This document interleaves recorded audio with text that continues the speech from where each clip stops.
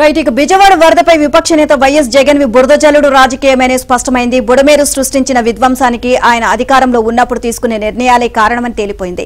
కేవలం టీడీపీ అధినేత చంద్రబాబుకు పేరొస్తుంది అన్న దురుద్దేశంతో జలవనరుల శాఖ చేపట్టిన 198 అభివృద్ధి పనులను ఒక్క కలంపోటుతో జగన్ రద్దు చేశారు.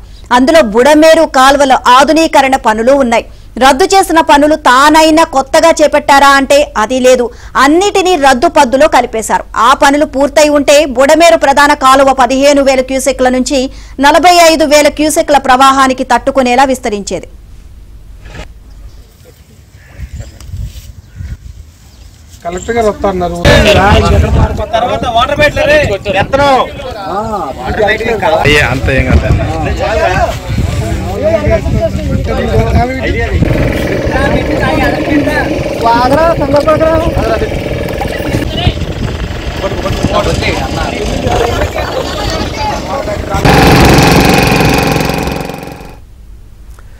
ముఖ్యమంత్రిగా బాధ్యతలు తీసుకున్న వెంటనే రాష్ట్రంలో జల విలయానికి జగన్ శ్రీకారం చుట్టారు. తొలుత పోలవరం ప్రాజెక్టు పనుల కాంట్రాక్ట్ సంస్థను రద్దు చేశారు. ఆ వెంటనే చంద్రబాబు హయాంలో బుడమేరు సహా రాష్ట్ర జల వనరుల శాఖ చేపట్టిన 198 అభివృద్ధి పనుల్ని అర్ధాంతరంగా ఆపేస్తూ 2020 సెప్టెంబర్ 8న ఆదేశాలు జారీ చేశారు. అధికారుల నుంచి ఎలాంటి నివేదికలు లేకున్నా జగన్ ఏకపక్షంగా పనులన్నిటినీ రద్దు చేస్తూ నిర్ణయం తీసుకున్నారు. సాగునీటికి సంబంధించి జరుగుతున్న కీలకమైన పనులన్నిటినీ నిలిపివేయాలని నాటి జలవనరుల శాఖ ప్రత్యేక ప్రధాన కార్యదర్శి ఆదిత్యనాథ్ దాస్ ను ఆదేశించారు. ఈ విధంగా ఆపేసిన పనుల్ని తన హయాంలో మళ్లీ ప్రారంభించే ఆలోచన కూడా చేయలేదు. ఓవరాల్ గా ఇదే అంశానికి సంబంధించి మరింత సమాచారాన్ని మా AP bureau chief Ramarao Naidu తెలుసుకుందాం. రామారావు, మొత్తం కూడా విజయవాడ ఈ విధంగా మునిగిపోవడానికి వరద ప్రభావం రావడానికి కారణం జగన్ తీసుకున్న నిర్ణయాలే అని చెప్పేసి తేటతెల్లమైతే అవుతుంది. సో ఓవరాల్ గా దీనికి సంబంధించి అప్డేట్స్ ఏంటి? నీలిమ, ఆంధ్రప్రదేశ్ లో ప్రస్తుతం జరుగుతున్న జలవలయానికి ప్రధాన కారణం వైసీపీ అధ్యక్షుడు పులివెందుల ఎమ్మెల్యే జగనే అని చెప్పి ఇప్పుడు బహిర్గతమైంది.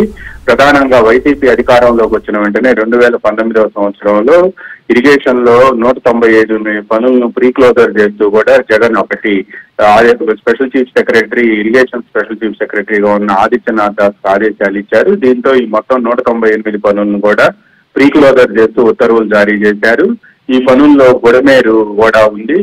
బుడమేరు కాలువను 15,000 క్యూసెక్కుల నుంచి 45,000 క్యూసెక్కులు ప్రవహించే విధంగా ఈ బుడమేరు మొత్తాన్ని కూడా కట్టలను మొత్తాన్ని వైడెన్ చేయాలి అని కూడా నిర్ణయించుకున్నారు. దీనికి సంబంధించి ఆధునీకరణ పనులకు అప్పట్లో ముఖ్యమంత్రిగా ఉన్న 2014 నుంచి 19 వరకు ఉన్న ముఖ్యమంత్రి చంద్రబాబు నాయుడు ఉత్తర్వులు జారీ చేశారు. ఈ 198 పనులకు సంబంధించి కూడా టెండర్లు పిలిచి కాంట్రాక్టులు కూడా ఇచ్చారు. అయితే బుడమేరు పనులు కీలక దశ చేరుకున్న సమయంలో 2019 ఎన్నికల్లో వైసీపీ అధికారంలోకి వచ్చిన వెంటనే ఈ పనులన్నింటినీ కూడా కేవలం చంద్రబాబు నాయుడు కాంట్రాక్ట్ ఇచ్చారనే ఉద్దేశంతోనే ఈ పనులన్నింటినీ ప్రీక్లోజర్ చేస్తూ ఉత్తర్వులు జారీ చేశారు.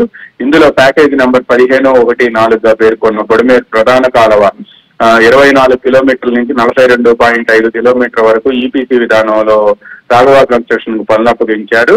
అయితే ఈ పనులు మధ్యలోనే ఆపేయడంతో కాలువ మొత్తం మరింత అధ్వాన స్థితికి చేరుకుంది. ఇప్పుడు పడిన గండ్లు కానీ లేకపోతే ఈ పరిస్థితికి కానీ ప్రధాన కారణం ఇదే. దీంతో పాటు కరెక్ట్ గా ఎక్కడైతే ఏలూరు కాలువ దగ్గర పనులు ఆపేశారో ఆ పనులు ఆపేసిన ప్రాంతంలోనే గళ్లుబడి ప్రస్తుతం బుడమేరు విలయంలో విజయవాడలో నగరంలో ఉన్న సింగనగర్ తో పాటు రాజరాజేశ్వరిపేట వంటి ప్రాంతాలు కూడా పూర్తిగా దెబ్బతిన్నాయి. ఇక ఈ పార్ట్ వర్క్ కింద బుడమేరు కాలువ పనులు ఎన్కేపాడు వరకు గుడివాడకు చెందిన కన్స్ట్రక్షన్స్ కి అప్పచెప్పారు. అయితే ఈ ప్రధాన కాలువ పనులు 42.5 నుంచి 50 కిలోమీటర్ల వరకు ఎన్కేపాడు ముందు వరకు కూడా విస్తరణ పనులను హైదరాబాద్ కు సంబంధించిన మరో సంస్థకు అప్పగించారు. ఈ ప్యాకేజీలో ఇటువంటి పనులన్నింటినీ కూడా ప్రీక్లోజర్ చేయటం వలన ప్రస్తుతం బుడమేరు పాపం వైసీపీ మెడకు చుట్టుకుంది. ఇప్పుడు ఏమీ ఎరగనట్టుగా వచ్చి బుడమేరు కాలువ గేట్లు ఎత్తేశారు. ఆ గేట్లు ఎత్తేయడానికి కారణం చంద్రబాబు ఇల్లు మునుగుతుందనే ఉద్దేశంతోనే. అసలు బుడమేరుకి కృష్ణా నదికి సంబంధం లేకపోయినప్పటికీ ఆ విధంగా వ్యాఖ్యానించడంతో నెటిజన్లతో పాటు ప్రతిపక్షాలు కూడా తీవ్ర విమర్శలు గుప్పించాయి. ఆ తర్వాత వచ్చి వెలగలే బుడమేరు గేట్లు ఎత్తారు అని చెప్పి ఆయన చేసిన వ్యాఖ్యలు కూడా వివాదాస్పదంగా మారాయి. ఈ నేపథ్యంలోనే అసలు బుడమేరు ఆధునీకరణ పనులకు టెండర్లు పిలిచింది ఎవరు, వాటిని నిలిపివేసింది ఎవరు అని ఆరాధిస్తే ఈ విషయాలన్నీ కూడా బహిర్గతం అయ్యాయి. తెలుగుదేశం అధినేత చంద్రబాబు నాయుడు 2014 నుంచి 19లో ముఖ్యమంత్రిగా ఉన్న సమయంలో రాష్ట్రంలో మొత్తం 198 పనులకి, అంటే ఇరిగేషన్ జలవనరుల శాఖలో ఉన్న 198 పనులకు టెండర్లు పిలిచి ఆ టెండర్లను కూడా అప్పగించి పనులు ప్రారంభం చేస్తే ఈ పనులు కీలక దశకు చేరుకున్న సమయంలో 2019లో అధికారంలోకి వచ్చిన వైసీపీ వీటన్నిటినీ కూడా రద్దు చేసి వీటన్నిటినీ కూడా ప్రీ క్లోజర్ చేస్తూ అప్పట్లో నోటిఫికేషన్ ఇచ్చారు. దీంతో పాటు పోలవరం పనులు కూడా రివర్స్ టెండరింగ్ పిలిచి కాంట్రాక్టర్ను మార్చారు. దీంతో ప్రస్తుతం ఇటీవల కాలంలో పోలవరం ఏం జరిగిందనేది కూడా మనం ప్రత్యక్షంగా చూసాము. ఎగువ కాపర్ డ్యాము, దిగువ కాపర్ డ్యామ్ తో పాటు డయాఫ్రమ్ వాల్ కూడా దెబ్బతింది. వీటన్నిటికీ కూడా మళ్ళా 900 కోట్ల రూపాయలతో డయాఫ్రమ్ వాల్ ను టెండర్లు పిలవాల్సిన పరిస్థితి ఏర్పడింది. అందువల్లనే మొదట పోలవరం, తర్వాత బుడమేరు, ఇటువంటి విలయాలన్నీ కూడా జగన్ పాపమేను అని చెప్పి కూడా ఇప్పుడు ప్రతిపక్షాలు విమర్శిస్తున్నాయి. దీనికి సంబంధించిన ఆధారాలు కూడా బయట పెట్టడంతో ఈ మొత్తం డాక్యుమెంట్ల పరంగా కానీ లేకపోతే పిలిచిన టెండర్లను ప్రారంభమైన పనులను కూడా రద్దు చేసి ఈ విలయానికి ఆయనే శ్రీకారం చుట్టారు. ఈ పాపం అంతా కూడా వైసీపీదేనని చెప్పి కూడా ప్రజలతో పాటు ప్రతిపక్షాలు కూడా విమర్శిస్తున్నాయి. నీలిమ. Thank you Ramarao.